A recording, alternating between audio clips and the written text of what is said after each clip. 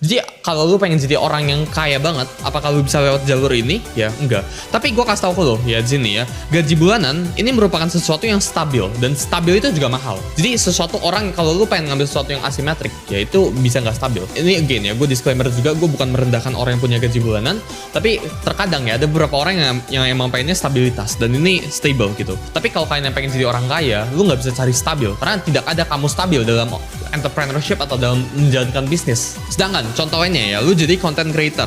Ini gue ngambil contoh random gitu ya. Nah, content creator, upside-nya ya, pertama, lu butuh modal dulu dong. Lu beli kamera dan sebagainya, anggap modalnya itu 10 juta. Jadi upside-nya ya, lu dapat endorse, ya lu bisa buat following, lu bisa buat bisnis, ya bisa buat apa. Endorse lu ini nggak ada cap-nya ya, ini bukan naik 10-30%, nggak ditentuin oleh siapapun. Ini ditentukan hanya oleh diri lu. Bisa nggak bulan ini gue dapat endorse 10 juta, ya bulan depan tahu-tahu 50 juta? Bisa jawabannya ya, tergantung ya seberapa jago diri lu. Jadi upside-nya itu cenderung infinite kalau kita ngomong. Ini nggak ada atasnya, atapnya tuh nggak ada gitu. Sedangkan downside-nya, kerugiannya, ini 10 juta atau palingan waktu lu ya 3 bulan 6 bulan gitu ya. Apakah waktu lu pas pengen mulai karir ini ada harganya? Jawabannya enggak. Jadi apakah content creator ini merupakan sesuatu yang asymmetric bet? Jawabannya iya.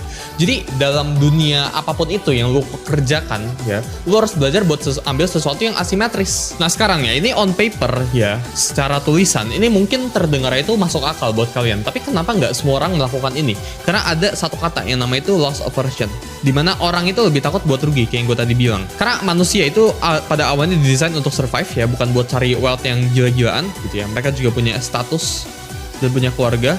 Mereka emotional. Jadi menurut gua, kalian itu nggak bisa sembarangan ngambil asymmetric bet ya. Tetap lu harus perhitungkan.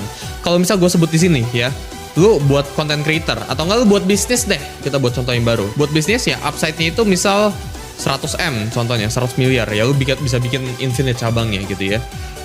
Tapi downside-nya alias kerugian kalian itu misal 1 miliar, dan kebetulan 1 miliar yang sebelah sini ini seluruh harta tabungan kalian. Apakah ini worth it? Jawabannya enggak.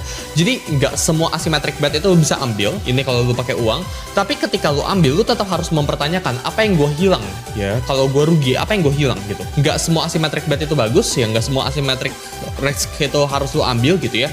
Tapi ketika lu ambil, lu harus mempertanyakan ini. Berbeda dengan kalau lu spend tenaga sama waktu lu ya, ketika lu masih belum mulai apa-apa ya, lu nggak ada kehilangan uang, lu cuma bilangnya oh gue kehilangan tenaga gitu ya, downside-nya ya gue nggak bisa main-main dan sebagainya, ya itu memang sesuatu yang kalian harus ambil gitu.